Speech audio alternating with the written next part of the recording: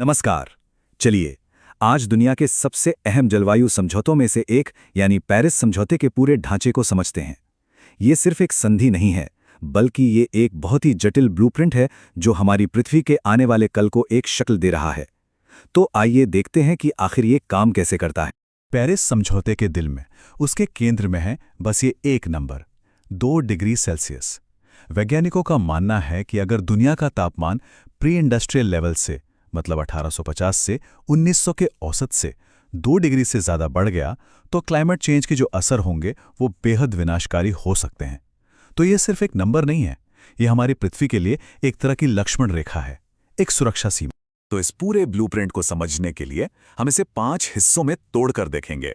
सबसे पहले इसकी नींव क्या है, फिर इसके 2 सबसे जरूरी स्तंभ, शमन और समर्थन, उसके बाद वो सिस्टम जो इसे लगातार आगे बढ़ाता है, और आखिर में वो सिद्धांत जो इस पूरी इमारत को एक नैतिक आधार देता है।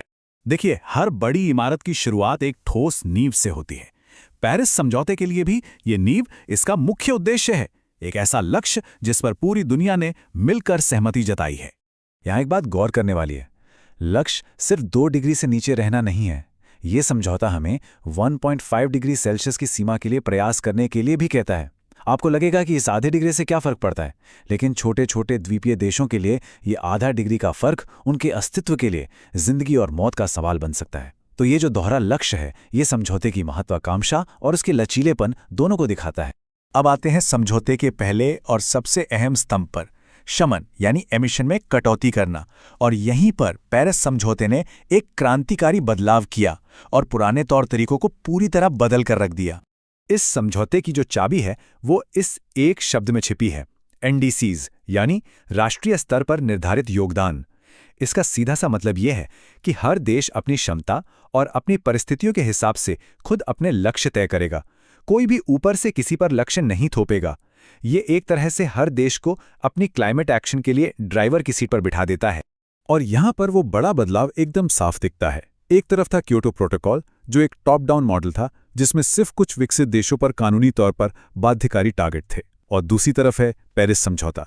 ये एक बॉटम अप मॉडल है जहां अमेरिका से लेकर भारत और भूटान तक हर देश अपनी जिम्मेदारी लेता है और अपने लक्ष्य खुद तय करता है, और यही सार्वभौमिक भागीदारी इसकी सबसे बड़ी ताकत है। लेकिन देखिए, सिर्फ टारगेट तय कर लेना ही तो काफी नहीं होता है ना। एक ब्लूप्रिंट तभी काम करता है जब उसे हकीकत में बदलने के लिए जरूरी संसाधन भी मौजूद हों, और यहीं पर समझौते का दूसरा स्तंभ यानी सपोर्ट सिस्टम काम आता है। ये सिर्फ कोई छोटी मोटी मदद नहीं है, बल्कि ये समझौते का एक बहुत जरूरी हिस्सा है।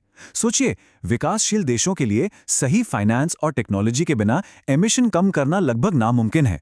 इसलिए ये स्तंभ एक निष्पक्ष और असरदार ग्लोबल एक्शन को पक्का करने के लिए बहुत ही ज्यादा जरूरी हैं।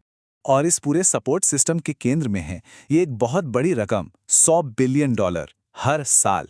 ये वो राशि है जिसे विकसित देशों ने 2020 तक विकासशील देशों की मदद के लिए जुटाने का वादा किया था। हालांकि इस लक्ष्य को पूरा करने में लगातार देरी हुई है, पर क्लाइमेट फाइनेंस की बहस में ये आज भी एक बहुत अहम और अक्सर विवादों में रहने वाला मुद्दा बना हुआ है। तो ठीक है, हमारे पास नींव हो गई और स्तंभ भी खड़े हो गए, पर यह इमारत वक्त के साथ और मजबूत कैसे होगी?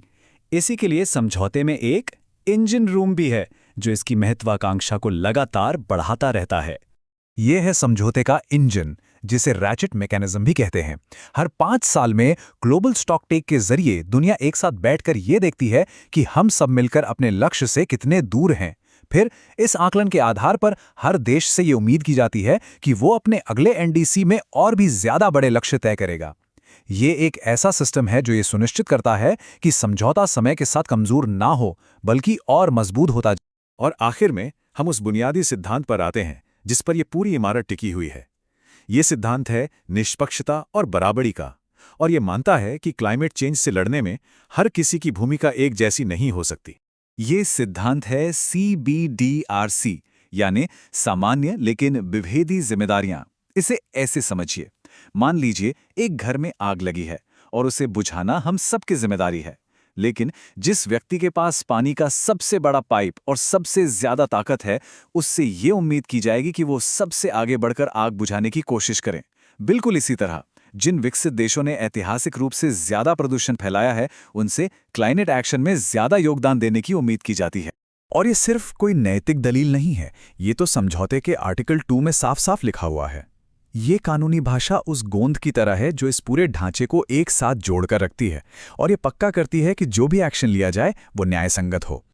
तो ये है पेरिस समझौते का पूरा ब्लूप्रिंट। महत्वाकांक्षी भी है, लचीला भी है और समानता के सिद्धांत पर आधारित भी। कागज पर तो ये एक बहुत ही शानदार प्लान है, लेकिन असली सवाल अब भी वही है, क्या दुनिया के सारे देश मिलकर इस प्लान को हकीकत में बदल पाएंगे और सच में एक लचीला भविष्य बना पाएंगे? यही वो चुनौती है जो अब हम सबके सामने है।